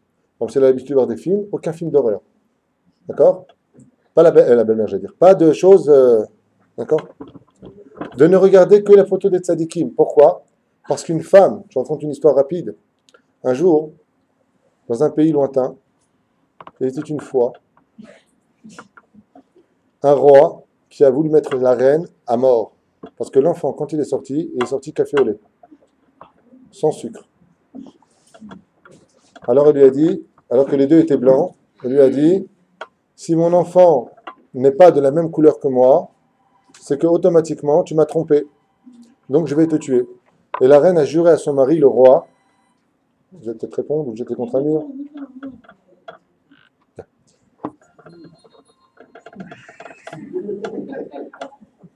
Chez le Hassanisha. Alors, à ce moment-là, moi, ça m'arrive tous les jours. Je vous affirme, ne vous me prenez pas. Mais là, comment ça part. Et donc, cette femme-là s'est mise à pleurer. Elle lui a dit, je te jure que je ne t'ai pas trompé, cet enfant est le nôtre. Et le café au lait, là, non. Je suis quoi, moi? Je suis blanc, t'es blanche. D'où les cafés au lait? Qu'est-ce qu'elle a fait, cette reine? Elle a envoyé une lettre au Rav de la communauté juive. C'est un pays lointain, là-bas, en Pologne, je ne sais pas où c'était, peu importe. Elle lui a dit, voilà, Vodara, venez me sauver la vie. Je vous promets de vous aider s'il y a des décrets contre vous. Notre enfant est né, il n'est pas de la même couleur, ainsi de suite. Le Rav, qu'est-ce qu'il demande? Une audience au roi. Et voici que 3 jours plus tard, il arrive devant le roi, juste avant la condamnation de sa femme, de la reine, et il dit, roi, avant de mettre cette femme à mort, j'aimerais m'entretenir avec elle 1 minute. Après quoi, je vous prouverai d'où vient cet enfant. Et je vous prouverai qu'il est de vous. Le roi est très très curieux, il lui dit, très bien. Si tu es prêt à faire ce que tu es prêt à faire, je laisserai la vie à ma femme et vous laisserez vivre en paix. Très bien. Il a pris la femme de côté et lui a dit, maintenant l'heure est grave. Vous me jurez que ce n'est pas un enfant d'une autre personne? Elle lui a dit, je vous le jure, je n'ai jamais trompé mon mari. Très bien. Allez vous asseoir, je vais vous sortir du pétrin. Le Rav arrive devant comme ça, le roi, et lui dit, Gvod Amelech, qu'est-ce que vous avez dans votre chambre? Le roi, il dit, sérieux ou là, tu veux me traiter tout de suite? C'est quoi ta question? De quoi tu te mêles? Non, non, il dit, je suis très sérieux. Vous n'auriez pas par hasard des figurines d'hommes de couleur ou des choses comme ça? Il dit, bah oui, en face du lit, juste au-dessus de la porte, m'a offert le roi, un roi d'Afrique, d'un pays africain, une magnifique gravure avec un léopard, avec un homme comme ça, avec une lance, un homme de couleur noire, qui veut tuer le guépard. Quel rapport? Il lui dit, quel rapport? Regardez ce que nous enseigne le Talmud, il lui a dit. Ce que voit une femme, elle l'imprègne chez son enfant. Votre femme dans la chambre n'a pas cessé de regarder cette femme. Lui, il dit, Nachon, elle adore ce dessin. Et la couleur qui est sur l'enfant n'est autre que la couleur du dessin. Et il lui a montré les textes de la Torah. Et le roi a cru le Rav, il a laissé la vie tranquille. C'est ce que disent les Chachamim. Quand une femme est enceinte, qu'elle doit faire très attention à ce qu'elle regarde quand elle est enceinte. Pourquoi? Parce que ce que voient ses yeux, voit l'enfant. Ça se transmet dans les gènes. Ce que voit la maman, voit l'enfant. Si elle veut aider son fils, qu'elle ne regarde que des choses positives, que des gens qu'elle aime, que des choses bien. Pourquoi? Pour que l'enfant vive constamment l'harmonie de l'étude de sa Torah. Vous savez, quand on dit que Yaakov se trouvait dans le ventre de sa mère avec Esav, c'est pas une livre d'histoire. C'est vrai que ça a eu lieu. C'est vrai que ça cache des milliards d'explications. Mais ça veut dire que nous aussi, on peut installer un Esav à l'intérieur de l'enfant. Il faut faire attention à ces notions-là. Voici, qu'est-ce qu'on a. Donc, restez calme, on l'a dit tout à l'heure. Priez absolument pour son bébé, qu'il ait toujours une bonne santé, qu'il soit protégé de la Inara. À propos de la Inara, il y a beaucoup de gens qui, dès qu'ils sont enceintes, ils le disent à personne. Même à eux, ils ne se disent pas, ils se disent rien. Quand le mari dit à sa femme, tiens, c'est bizarre, t'as pris du bidon, chérie, ça va? Non, ouais, rien. Dès qu'il rentre, il prend une tablette de chocolat. Non, mais attends, c'est ton mari. La première personne qui peut se mettre l'Aïnara quand elle est enceinte, c'est soi-même. Il n'y a pas un plus grand porteur d'Aïnara que soi-même. Moi, on a l'habitude, par coutume, d'attendre le 3e mois, c'est-à-dire Bezrat Hashem de dépasser les 40 jours, et puis Mazel Tov, Sheyem, Prinat Ayeled, on le souhaite Mazel Tov. Alors, quoi qu'il a dit, le Ben Ishraï nous dit, vivons cachés, vivons heureux. Et pourquoi la femme, on doit tout faire pour l'aider? Vous avez remarqué que la femme, si je devais faire un dessin maintenant, on peut effacer le bidon là?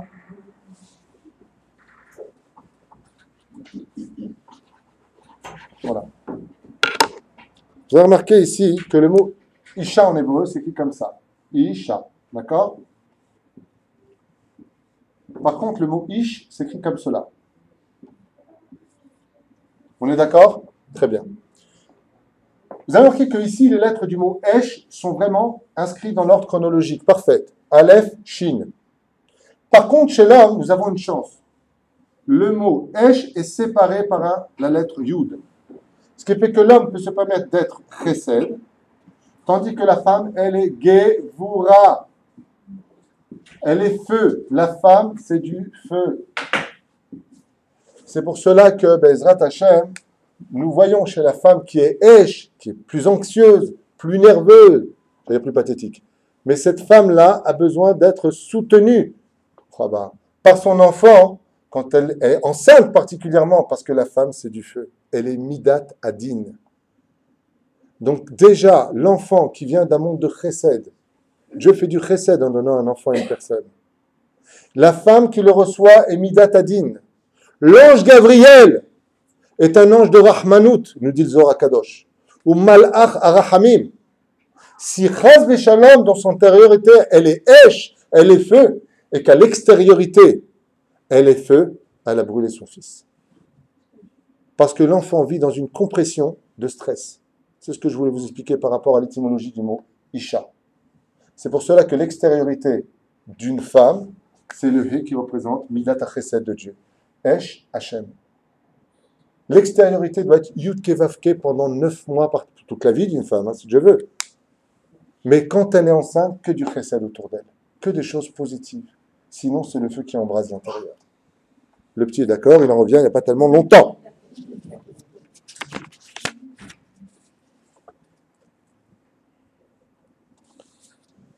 C'est pour cela que, je ne sais pas si je vous l'avais dit tout à l'heure, mais on avait vu que l'enfant, quand il était dans le ventre de sa mère, il apprenait la Torah avec une bougie sur la tête. Comme ça, nous dit le Zohar Kadosh.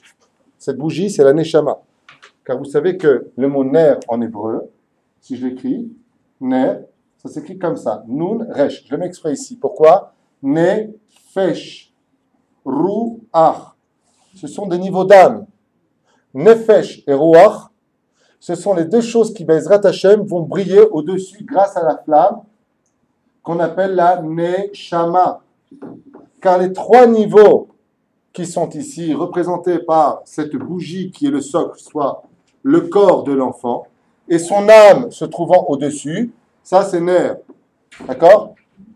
Pour cela, il va falloir le créer dans le shalom, dans le chesed. Les sages nous disent, regardez comme c'est beau. Vous êtes avec moi? Vous êtes comme les hommes, on ne vous entend pas.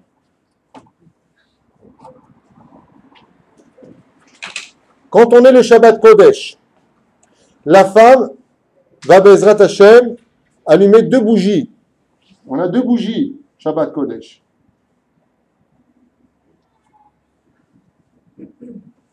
Ner, 2 fois. Ner en Gematria, c'est 250.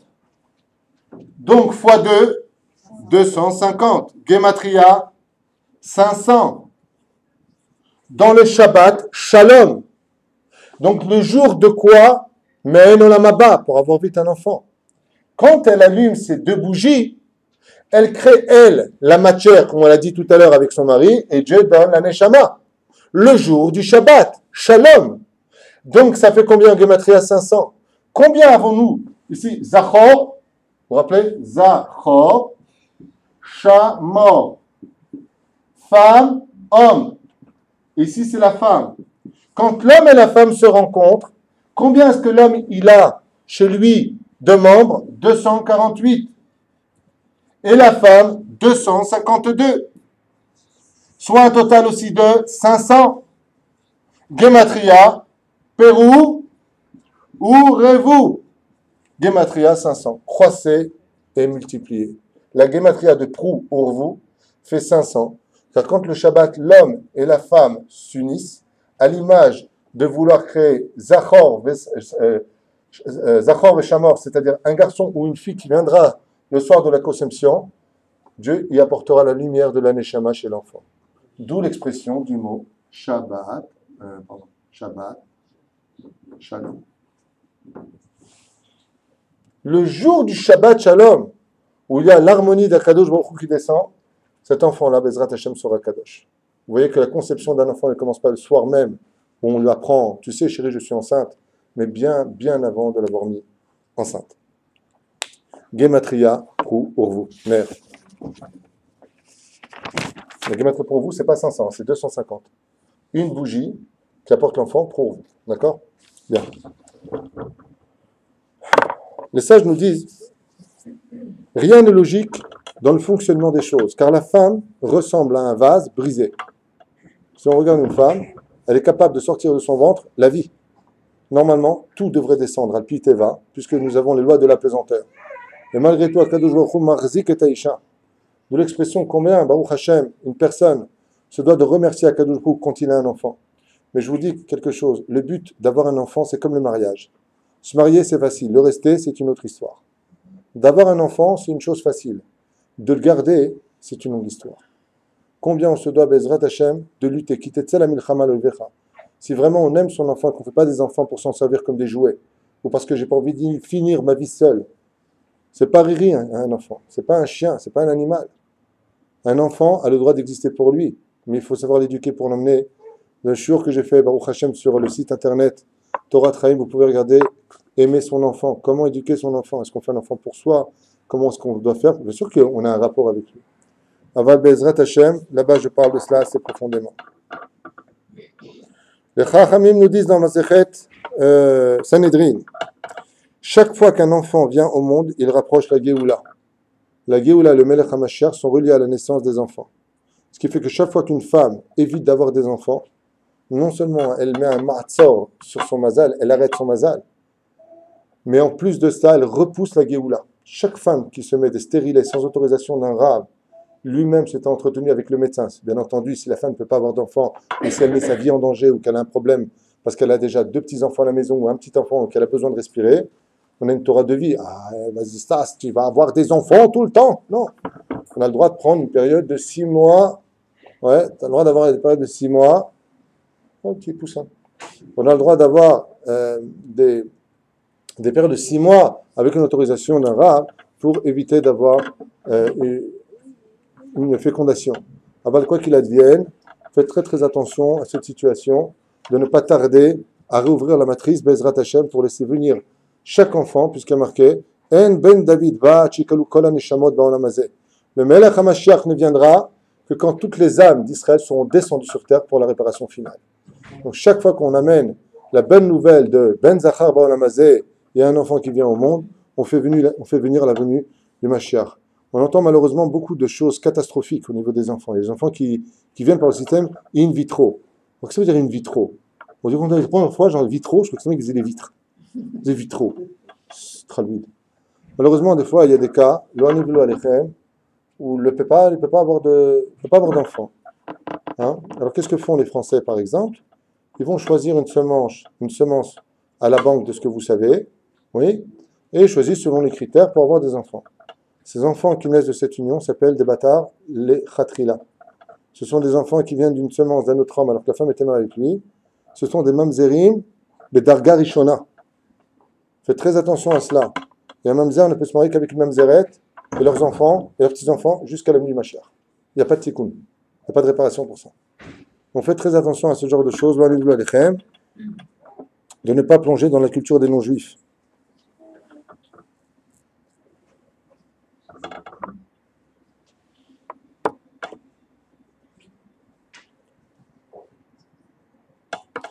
Il y a 2 mitzvot, et là je suis un petit peu gêné parce que je m'adresse à des femmes, j'aurais préféré le dire à des hommes, mais il y a 2 mitzvahs dans la mitzvah d'être marié.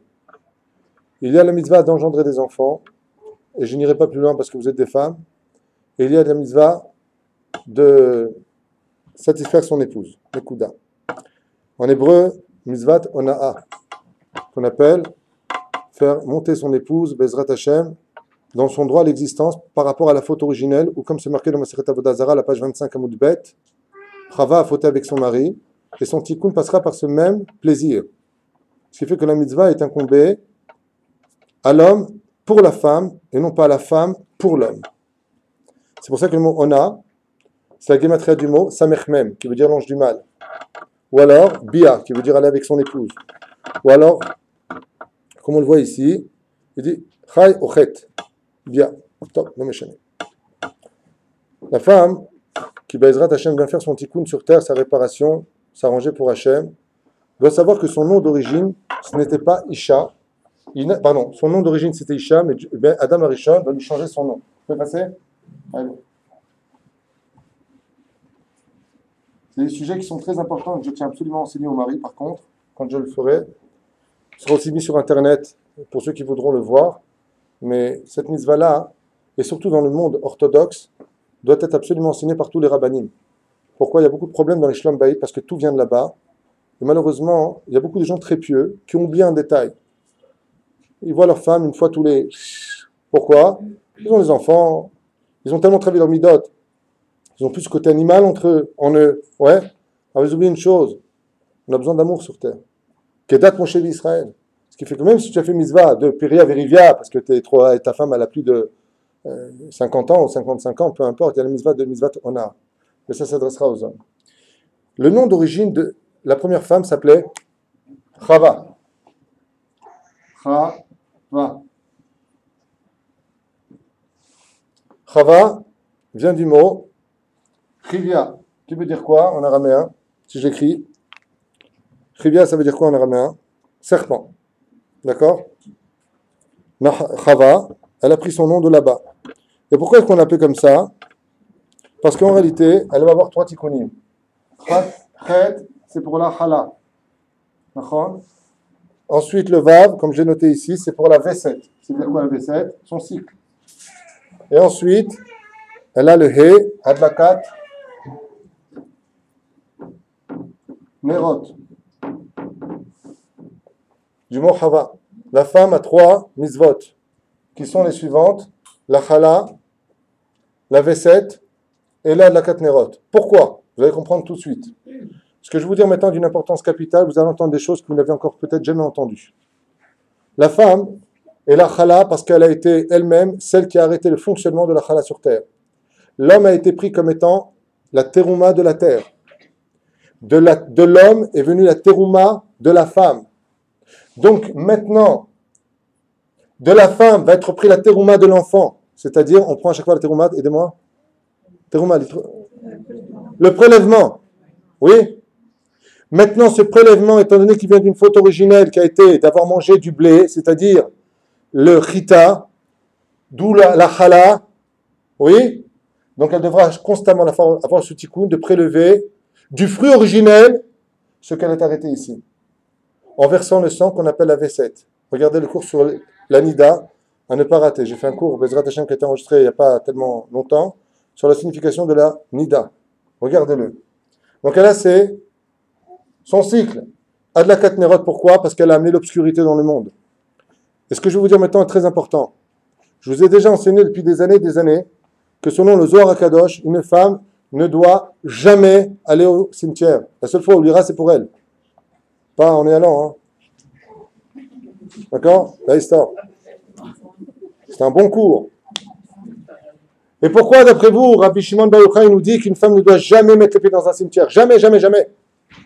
Parce qu'il y a marqué comme ça. Quand une femme va au cimetière, le Satan descend tout de suite et il danse devant elle. Même si elle est habillée super bien. Il n'y a pas de rapport. Aujourd'hui, Bichlal, même s'il n'y avait pas le problème du Zohar, on y va dénudé, on y va en pantalon au cimetière. Tu vas avoir la mort. Tu mets un interdit de la Torah sur toi au cimetière. Ça ne te réveille même pas. On se drague au cimetière. Carrément, son rendez-vous ce soir, au cimetière, devant le corps. Comme on est tombé bas. Mais pourquoi c'est un problème pour la femme? Vous savez pourquoi c'est un problème pour la femme? Parce que, qui a apporté la mort dans le monde? La femme. Quand donc une femme met les pieds au cimetière, qu'est-ce qu'elle vient faire? Regarder son œuvre. Donc toutes les accusations du Beddin d'en haut se penchent sur elle. Comme ça dit Rabbi Shimon Bar Yochai. Quand une femme va mettre ses pieds au cimetière, c'est comme si que, bon alors la bombe atomique que j'ai jetée, alors on en est, on en est là, c'est super. Pourquoi? Parce que la faute originelle a été provoquée par la femme qui a fait tomber l'homme. C'est que quand une femme va au cimetière, elle ne fait que réveiller. C'est comme c'est comme un criminel qui remettrait les pieds dans l'endroit où il a fait le crime.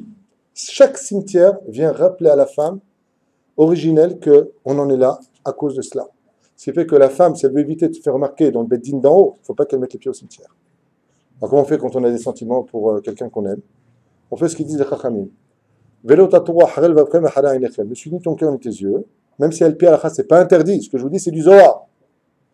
Mais de l'autre côté, mets de la tzedaka, fais des teilim, envoie ton mari, aval isha altikansi. Ne mets pas les pieds au cimetière. c'est pas David Huitou qui l'enseigne, c'est Rabbi Shimon Bar Yochai.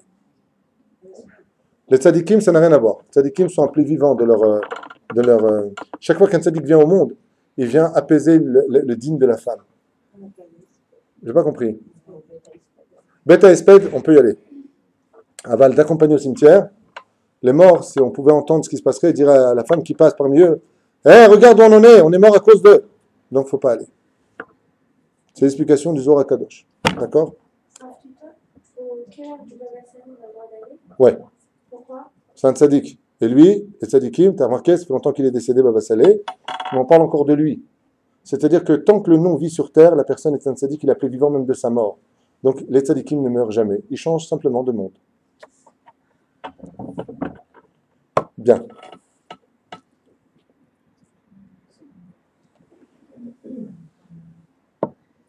C'est pour ça que la première union qui a eu lieu, malheureusement, avec Rava, je vous ai dit tout à l'heure, c'est le mot Nahash. Nahash.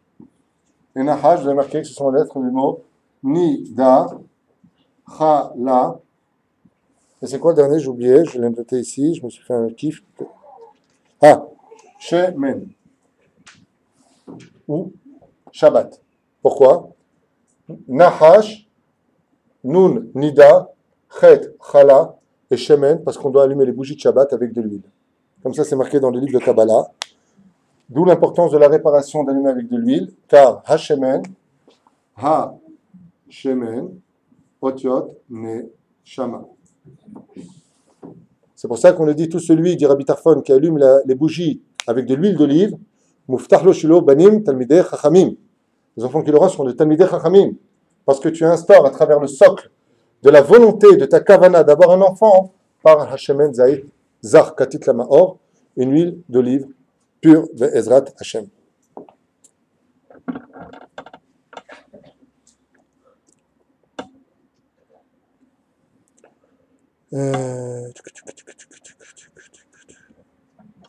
Encore une des choses qui fait beaucoup de mal à l'enfant, qu'on ne voit pas, c'est la herva. Herva, en hébreu, ça s'écrit comme ça. Quand on parle hébreu, dans les étymologies des mots que nous utilisons, nous avons beaucoup plus d'explications sympathiques pour nous. Regardez.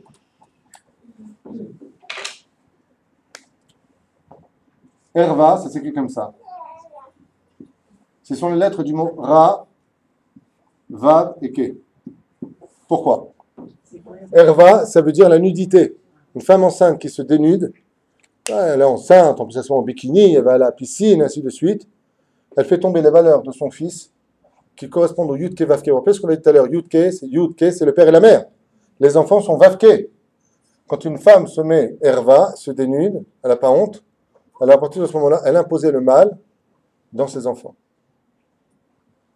C'est encore une explication qui est donnée. Tout à l'heure, je vous ai parlé de la femme qui a apporté le problème de la mort. Vous avez remarqué que dans les Mishnayot, quand on parle Chaz v'Shalom lo alem velo alechem, de ce qui relie la mort à une femme, c'est relié à la naissance. Par exemple, Nashim metot besha'at ledatan.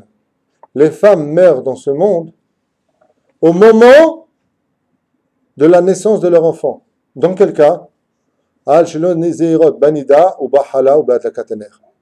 Si les femmes ne respectent pas les 3 commandements qu'on a vus tout à l'heure, qu'on a cités tout à l'heure, la nida, la hala et la dakatnerot, c'est-à-dire l'allumage des bougies, le jour où elle met son enfant au monde, elle peut partir de ce monde. Pourquoi? Parce que ça fait une accusation. Pour forte raison, c'est le vrai cimetière.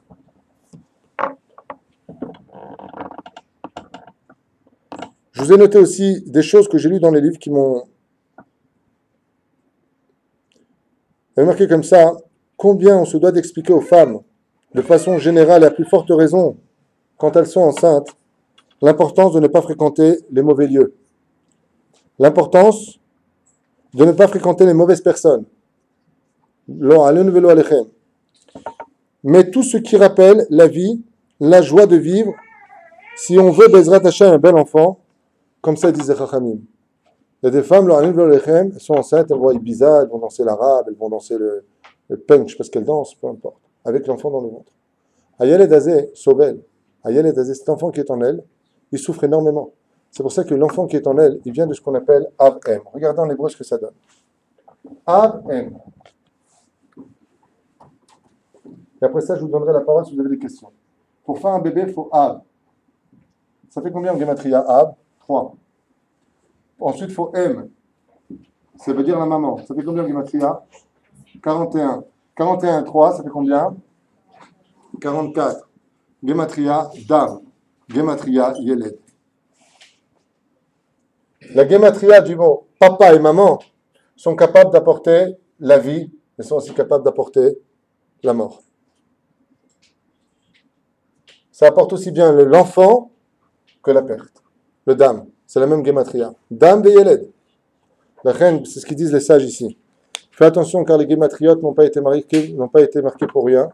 Il faut absolument savoir que quand on a la responsabilité d'être un mikvé pour son enfant, au moins pendant 9 mois, et après de l'éduquer sur le chemin de la Torah, eh bien cet enfant, on peut lui offrir la vie, car tout le but de ce monde, qu'on appelle le cycle de la vie, où on démarre d'un point pour faire nos 70 ans ou 80 ans et revenir ici, pour entrer dans son Gan Eden ou descendre, Chas v'Shalom, dans le Gehinam.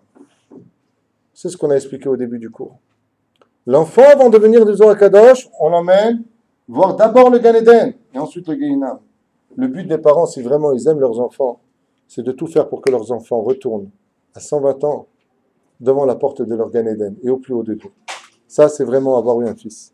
C'est pour cela que la responsabilité, Bezrat Hashem, nous est incombée à nous, d'abord d'éduquer nos enfants sur le chemin de la Torah, des mitzvot, de bonnes actions, d'être un exemple pour eux, et ensuite, Bezrat Hashem, de s'inquiéter pour le monde matériel, qu'ils aient un bon métier, si Dieu veut, qu'ils aient de bonnes relations, qu'ils achètent, avoir le sroud d'acheter une maison Beretz Israël, Bezrat Hashem, qu'ils aient de bonnes choses avec eux, mais surtout ne jamais oublier que l'histoire du cycle d'une femme enceinte ne s'arrête pas que le jour où elle a accouché, mais que ce cordon ombilical, reste d'une certaine façon éternel, relié à elle, comme on dit, Baruch Hashem, un enfant pour une mère qu'il ait 15 ans ou qu'il ait 120 ans, ça reste toujours son fils. Vous avez des questions? Parce que là, vous m'avez tué, vous avez éteint le masgan.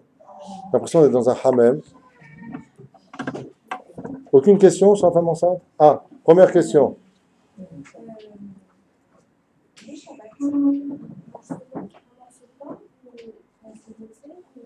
Le Shabbat, on mange seulement un morceau de pain. Merci beaucoup. On mange seulement... Si tu peux manger kazaï, pour moi, le Birkat Hamazon. Maintenant, encore une fois, ce que ne veut pas une femme enceinte, on n'insiste pas. Pour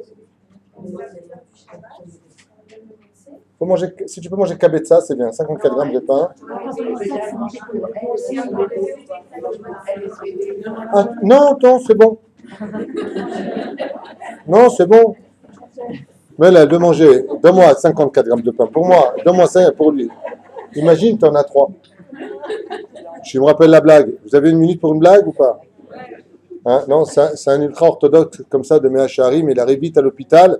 Et puis, il est obligé d'attendre avec sa femme parce qu'il y a tellement de femmes qui vont accoucher là-bas. Et d'un coup, le médecin, il sort comme ça, Mazel Tov, il vient vers un des pères qui attendait dans la salle d'attente là-bas. Il dit extraordinaire, vous en avez eu 4. Extraordinaire. Donc, vous appelez monsieur comment? Yitzhak. Il dit, oui, très bien, vous habitez où? Il dit, Kiryat Arba. Ah, très bien. 2 secondes après, d'une autre pièce, il y a un médecin qui sort, Mazel Tov. Vous appelez comment? Il lui a dit son nom, il dit, vous habitez de Be'er Sheva. Ben, justement, vous en avez eu 7. À ce moment-là, lui, il regarde ça et puis il ne s'arrête pas, tu vois. Il prend sa femme, il dit, on se casse. Il dit, pourquoi? J'habite Méa chez Harim. Si tu dois accoucher des enfants, selon l'endroit où tu vis, Méa chez Harim, c'en faisait une centaine. Voilà, donc, plus d'autres questions? Sur la femme enceinte, aucune question. Extraordinaire. Bon, je finirai juste alors avec cette parenthèse. La Nida, c'est Din Hashem, c'est ce que représente la mort du deuil, comme on l'expliquait dans le cours de la Nida. La femme se couvre la tête à cause de ce deuil, justement de cet enfant qui n'a pas pu se concrétiser. Et les 7 jours représentent justement les 7 jours de deuil qu'on appelle aujourd'hui les 7 jours de pureté. On comprendra mieux maintenant que quand elle apporte la vie, il n'y a plus de Nida. Car l'antithèse de la Nida, c'est quand on est capable de réparer la mort, donc d'apporter la vie. Et je vous souhaite à toutes une très belle vie et de beaux engendrements.